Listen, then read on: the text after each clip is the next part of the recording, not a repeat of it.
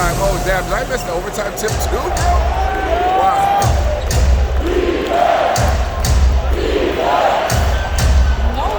Hey everybody, what's going on? This is Uncle Dell with The Real Spiel, and I will tell.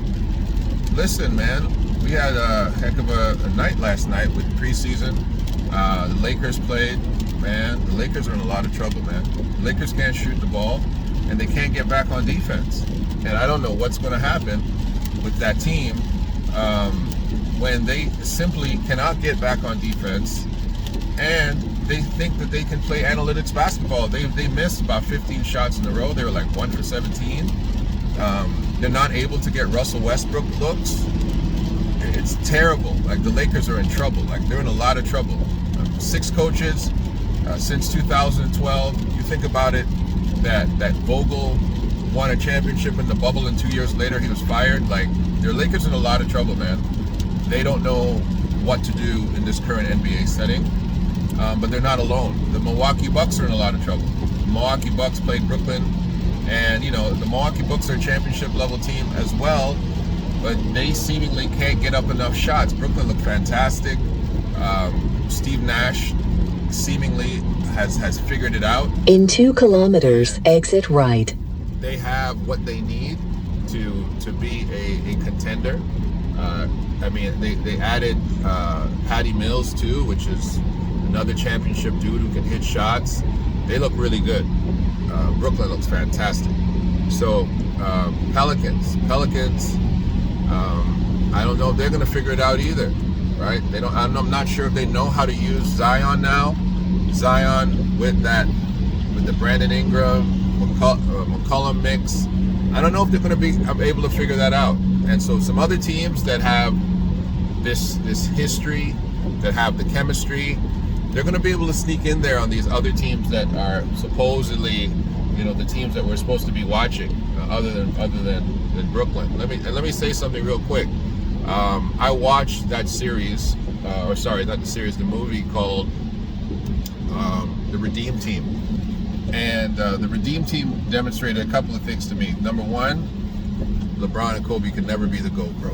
That's number one. That's not really my main point, but you can never be the GOAT because you guys are struggling to beat these other European basketball teams.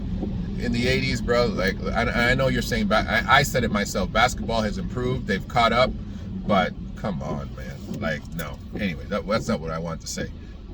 You can't never call those guys the GOAT. When you got to combine to just barely beat other European teams, to beat Spain and stuff, you can't be the GOAT, man. Stop it. You guys need to stop that conversation right away. What I wanted to say was chemistry wins all the time in basketball. Chemistry wins all the time. Chemistry and system, many times, this is what Redeem Team and this is what European basketball showed, can outperform talent. Don't forget confidence too. Man, when I was watching, you guys got to go watch Redeem Team. I'm not getting paid for this advertisement, and yes, I got the Blackbeard the Pirate is back in the mix, Blackbeard the Pirate. But when I was watching that, I was like, whew. Look at these guys dunking all over the NBA. Like, they had no respect for these guys. They're like, listen, we're good, they're good, and that's it. I don't care if they got a USA on them. I don't care if they're LeBron James or Kobe Bryant. They were giving those guys the business, baby. The business. And so, chemistry. That's what I wanted to say. Chemistry wins all the time. This year in the NBA, and this is why I put so much emphasis on the Raptors being successful, because we have a core group that's stuck together.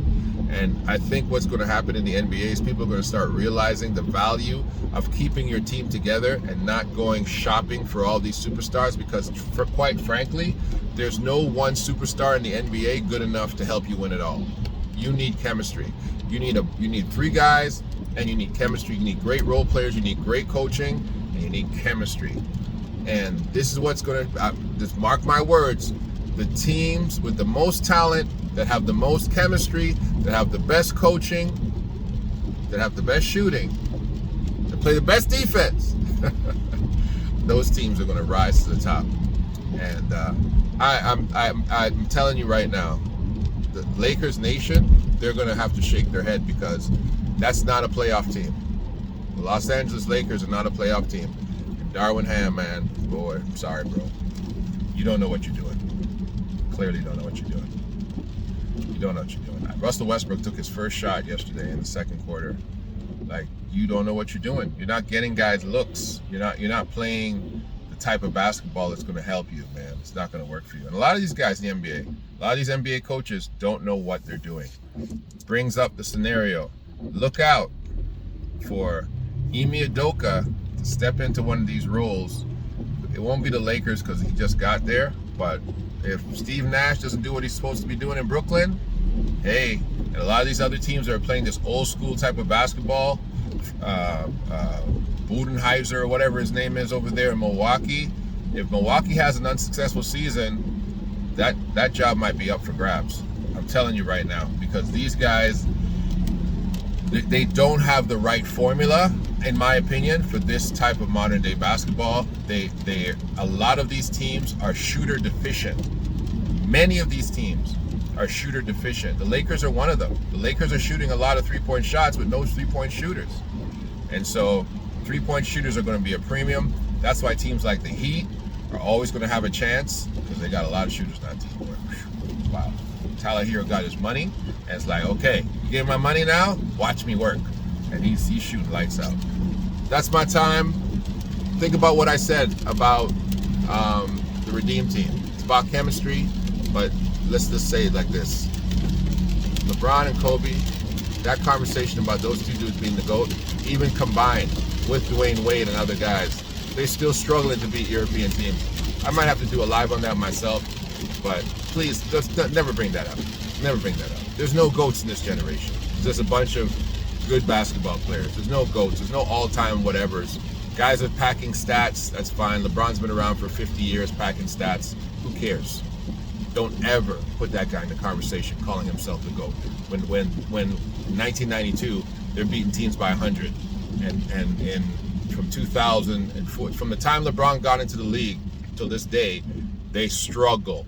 The American teams, with Kobe, with Durant, with Carmelo, with Dwight Howard, with all of your so-called superstars, struggle to win medals. So don't try that with me. All right, that's my time though. What you think of Blackbeard the Pirate? Huh? What you think of Blackbeard the Pirate? Yeah, man, I had to put a little shoe polish on the thing, man. All right. Holla back at me. Hey, don't forget to like, share, and subscribe. I'm looking for 1,000 subscribers, man. You guys can help me out. Share it. Share it with your group. Share it with your people. If you like what I'm saying, if you don't like what I'm saying, like, share, and subscribe. It's Uncle Dale and the Real Spiel.